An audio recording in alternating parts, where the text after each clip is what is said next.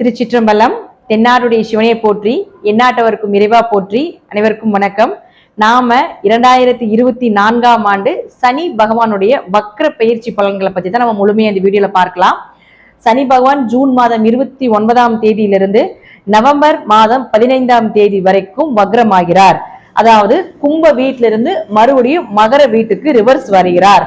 உங்க ஜாதகத்துல சனி பகவான் அப்படின்னு போட்டு ஆர் வி அல்லது வா அப்படின்னு போட்டிருந்தாங்கன்னா உங்க ஜாதகத்துல சனி பகவான் வக்ரமாயிருக்காருன்னு அர்த்தம்.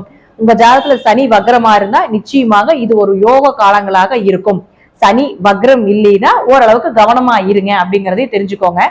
சனிய வக்ரமாகிறார் அப்படின்னு பாத்துட்டீங்கன்னா முற்பிரிவில நீங்க யாருக்கும் தொழிலை கத்து கொடுக்காம இருக்கிறது, வேலையை கொடுத்துட்டு அதற்குண்டான ஊதியத்தை கொடுக்காம இருக்கிறது, தாய் தந்தையரை கவனிக்காம இருக்கிறது, அதே போல ஊனமுற்றோர்கள் முதியோர்களோட சாபத்தை வாங்குறதுனால இந்த பிரிவுல சனி வக்ரமாகிறார்.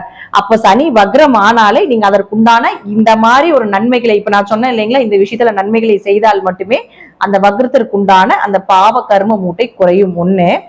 ரெண்டாவது, ஜூன் மாதம் 29ஆம் தேதியிலிருந்து நவம்பர் மாதம் 15ஆம் தேதி வரைக்கும் பிறக்கக்கூடிய குழந்தைகள் எல்லாத்துக்குமே சனி வக்ரமாக தான் இருப்பார். அதனால நீங்க ஆரம்பத்திலே வழிபாடுகள் மூலமாக நீங்க கண்டிப்பாக செயல்படுத்திக் கொள்ளுங்கள். சனி பகவான் அப்படின்னாலே தேவாதி தேவர்கள் 33 தேவர்களும் பயந்து அஞ்சி நடுங்குவாங்க. சிவபெருமானே இளைய சனி காலகட்டங்கள்ல ஓடி ஒளிந்த காலம் அப்படிங்கிறது நமக்கு எல்லாத்துக்குமே தெரியும். மறுபடியும் அன்னபூரணி கட்ட அன்னம் வாங்கிதான் அவருடைய அந்த தரித்திரத்தை நீக்கி கொண்டார் அப்படிங்கிறது உண்மை. அதனால நீங்களும் இந்த சனி பகவானுடைய வக்ர காலத்துல கொஞ்சம் கவனமாக இருந்து செயல்படுத்தி கொள்ளுங்கள். சனி வக்ரம் ஆனாலே கோபமாகிறார் அப்படிங்கிறது அமைப்பு. ஏன்னா இங்க இருந்தாலும் அவர் இங்கதான் இருப்பார். ஆனாலும் இங்க வரும்போது அவருடைய கோப பார்வை எல்லாத்து மேல படும் பொழுது நீங்க எந்தெந்த இடத்தை இந்த ஸ்டார் போட்டிருக்கக்கூடிய கட்டத்துல என்னென்ன கிரகங்கள் இருக்கோ அந்த இடத்தில் இருக்கக்கூடிய உறவுகள் மூலமாகவும் அந்த இடத்தில் இருக்கக்கூடிய பாவகங்கள் மூலமாகவும் ஒரு பாதிப்பையும் ஒரு அனுபவத்தையும் நிச்சயமாக ஏற்படுத்தி கொடுத்து விட்டு தான் போவார்.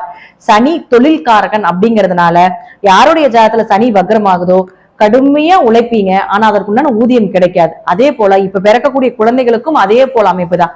சோ உங்களுக்கு மூளை செலவை மட்டும்தான், உங்க மூளைக்கு தான் வேலை. நீங்க கடினமா உழைப்ப போட்டீங்கன்னா உங்களுக்கு பெயர் புகழ் மதிப்பு அதற்குண்டான ஒரு ஊதியமும் நிச்சயமா கொடுக்க மாட்டாங்க.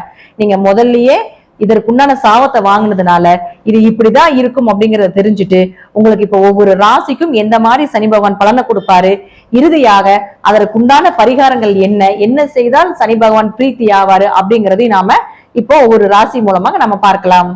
மிதுன ராசிக்குண்டான சனி பகவானுடைய வக்ர பயிற்சி பலன்கள் அப்படிங்கறத பார்க்கலாம். மிதுன ராசிக்கு சனி பகவான் முதல்ல உங்களுக்கு 9ஆம் இடத்துல இருக்கார், அதாவது பாக்கி ஸ்தானத்துல இருக்கார்.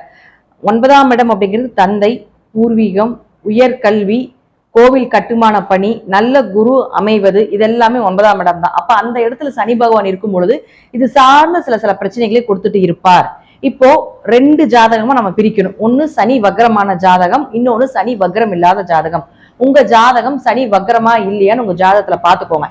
சனி வக்ரமாக இருந்தால் இந்த ஜூன் மாதம் 29 நவம்பர் மாதம் 15ஆம் தேதி வரைக்கும் உங்களுக்கு பூர்வீகம் சார்ந்த சொத்துக்கள் உங்களுக்கு ஏதாவது மூவ் பண்ணீங்கன்னா கண்டிப்பாக கிடைப்பதற்குண்டான வாய்ப்புகள் உண்டு. நல்ல குரு அமையும். அதே போல உயர்கல்வி சார்ந்த படிப்பு ஏதாவது தடை தாமதங்களோட இருக்கு அப்படின்னா இந்த காலகட்டங்களை மூவ் பண்ணுங்க. நல்ல வேலை வாய்ப்போட கிடைக்கக்கூடிய, அதாவது உயர்கல்வியிலேயே சிறந்த நீங்க யோசிக்க முடியாத அளவுக்கு நல்ல பயிற்சியாளர்களோட கிடைக்கக்கூடிய ஒரு நல்ல காலேஜ் கிடைப்பதற்குண்டான வாய்ப்புகள் உண்டு. பிளேஸ்மெண்ட்ல இருந்து எல்லாமே உங்களுக்கு ஓவராலா டோட்டலா வர்றதுக்கு உண்டான வாய்ப்புகளும் உண்டு. அடுத்து பாருங்க, 9ஆம் இடம் அப்படிங்கிறது கோவில் கட்டுமான பணின்னு சொல்றோம். அப்ப கோவில் வழிபாடு, கோவில் கட்டுவதற்குண்டான அமைப்பு, இது எல்லாமே நிச்சயமாக இந்த காலகட்டங்களில் சனி பகவான் ஏற்படுத்தி கொடுப்பார். அடுத்து இங்க இருந்தாலும் அவர் இந்த இடத்துக்கு 8ஆம் இடத்துக்கு தொடர்பை ஏற்படுத்தி கொள்வார். அப்ப 8ஆம் இடங்கிறது மறைமுக பணம் சொல்றோம் இல்லைங்களா. அப்போ ஷேர் மார்க்கெட்டு, MLM சீட்டு, இது போல ஏதாவது விஷயத்துல நீங்க இருக்கீங்க அப்படின்னா இப்போ உங்களுக்கு அது சார்ந்த விஷயங்கள் வரும். ஆனாலும் இது உங்களுக்கு 8ஆம் இடத்தில் இருக்கும் பொழுது அஷ்டம சனியாக வேலை செய்யறதுனால கொஞ்சம் கவனமாக பணம் இறக்க வேண்டும். நீங்க முதலே ஷேர் மார்க்கெட்ல நல்ல பண வரவு வருது, சின்ன ஸ்ட்ரகிளா தான் இருக்கு அப்படின்னா தாராளமாக நீங்க செய்யலாம். இல்ல உங்களுக்கு அந்த அமைப்பு ஜாதகத்துல இல்லைன்னா இது சார்ந்த விஷயத்துல கொஞ்சம் கவனமா இருங்க. ஏன்னா அஷ்டம சனி காலத்துல எதை செய்தாலும் பாதிப்புகள் பல மடங்காக வரும் அப்படிங்கிற அமைப்பு உண்டு. அடுத்தது பாருங்க, 8ஆம் இடத்தை சனி தொடர்பு கொள்ளும் பொழுது உங்களுடைய ரகசியத்தை யாருகிட்டையும் சொல்லக்கூடாது. உங்களுடைய ரகசியங்கள் எல்லாமே வெளிவருவதற்குண்டான வாய்ப்புகளை ஏற்படுத்தி கொடுப்பார். இரவு நேர பயணத்தை கொஞ்சம் கவனமாக செலுத்த வேண்டும் அப்படிங்கிறது கொஞ்சம் நீங்க கவனமா பாத்துக்கோங்க. அடுத்தது பாருங்க, சனி வக்ரம் இல்லாத ஜாதகம். இப்ப சனி வக்ரம் இல்ல உங்க ஜாதகத்துல அப்படின்னா நிச்சயமாக இந்த 9ஆம் இடத்தில் இருக்கக்கூடிய சனி 8க்கு வரும் பொழுது தந்தைக்கும் உங்களுக்கும் நிறைய கருத்து வேறுபாடுகளை கொடுப்பார். சில பிரச்சனைகள் மூலமாக பூர்வீக சொத்துக்கள் சம்பந்தப்பட்ட பிரச்சனைகள் மூலமாக ஒரு சின்ன பிரிவினைகளையும் ஏற்படுத்தி கொடுப்பதற்குண்டான வாய்ப்பை கொடுப்பார். இந்த காலகட்டங்கள்ல உயர்கல்வி சார்ந்த விஷயங்கள், அதே போல ஒரு நண்பர்கள், தொழில் சார்ந்த விஷயங்கள், இதுல எல்லாமே கொஞ்சம் கவனமாக இருக்க வேண்டும். ஏன்னா சனி இங்க இருந்தாலும் உங்களுடைய 10ஆம் இடத்தை பார்க்கறதுனால தொழில கொஞ்சம் ஏற்ற இறக்கங்கள், தொழில இன்வெஸ்ட்மெண்ட் பண்றதுல கொஞ்சம் கவனமா செயல்படுத்துறது, இது எல்லாமே நிச்சயமாக சனி பகவான் ஏற்படுத்தி கொடுப்பார். சோ நீங்க இன்வெஸ்ட்மெண்ட்ல மட்டும் கொஞ்சம் கவனமாக இருந்து இந்த மிதுன ராசிக்காரர்கள் நீங்க கவனமாக செலுத்த வேண்டும். ஏன்னா அஷ்டமச்சனி உங்களுக்கு முதலே நடந்திருக்க போது எவ்வளவு கஷ்டப்பட்டிருப்பீங்க அப்படிங்கிறது உங்களுக்கு முதல்லயே தெரியும். அதனால நீங்க இந்த காலகட்டங்களில் என்னென்ன பண்ணணும் அப்படிங்கறத நிறைய அனுபவத்தை கொடுத்திருப்பார். சோ அதை பார்த்து கொஞ்சம் செயல்படுத்தி கொண்டு போறது அப்படிங்கிறது உங்களுடைய கையில தான் இருக்கு. சனி வக்ரமாக இல்லாதவங்க கொஞ்சம் இன்னும் கவனமாக இருந்து செயல்படுத்த வேண்டும் அப்படிங்கிறது முற்றிலும் உண்மையான ஒரு விஷயம். முடிஞ்ச வரைக்கும் இரவு நேரத்துல மற்றவர்களை பத்தி பேசுறது, நண்பர்கள் கிட்ட கொஞ்சம் கவனமாக இருப்பது, உங்களுடைய கணவன் அல்லது உங்களுடைய மனைவி உறவுகள் கிட்டையும் இந்த ஒரு 5 மாத காலங்கள் கவனமாக இருக்க வேண்டும் அப்படிங்கறதை தெரிஞ்சுக்கோங்க. அடுத்தது, இப்போ இது வக்ரமா இருக்கக்கூடியவர்களுக்கும் வக்ரம் இல்லாதவங்களுக்கும் நான் பலன் சொல்லிட்டேன். இப்போ சனி பகவான் இந்த ஸ்டார் போட்டிருக்கக்கூடிய கட்டத்தை பார்ப்பார். அப்போ பொதுவா அந்த கட்டத்துல என்னென்ன கிரகங்கள் இருக்கின்றதோ அதனுடைய தன்மைகள் கொஞ்சம் குறையும்.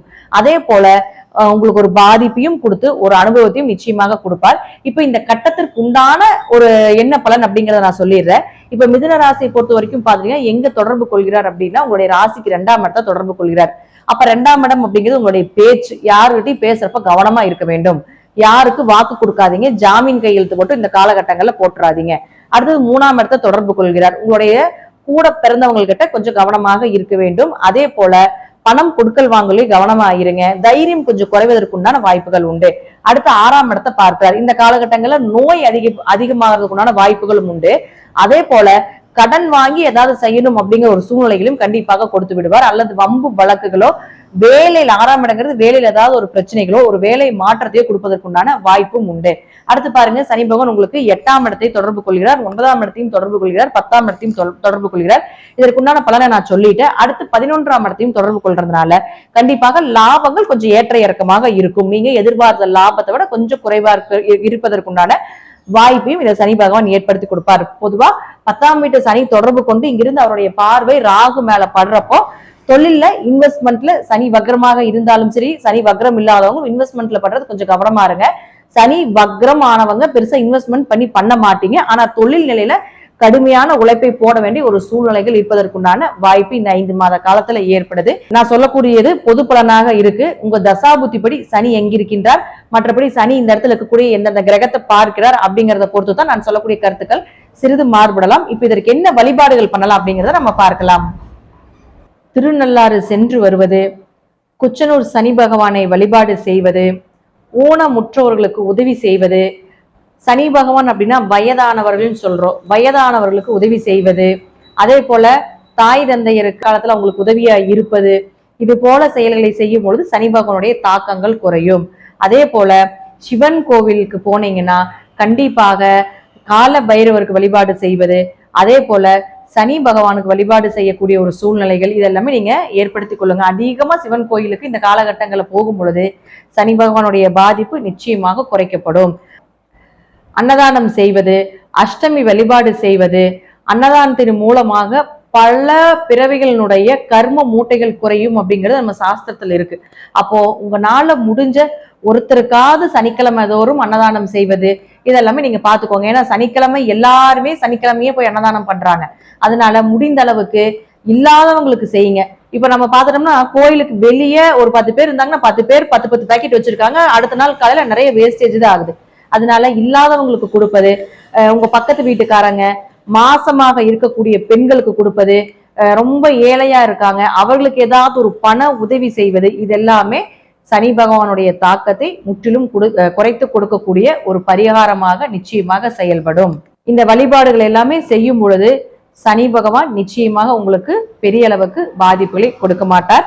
நன்றி. மீண்டும் ஒரு நல்ல பதிவுல சந்திக்கலாம். திருச்சிற்றம்பலம், தில்லையம்பலம், ஸ்ரீ நரசிம்மர் திருவடிகளே சரணம்.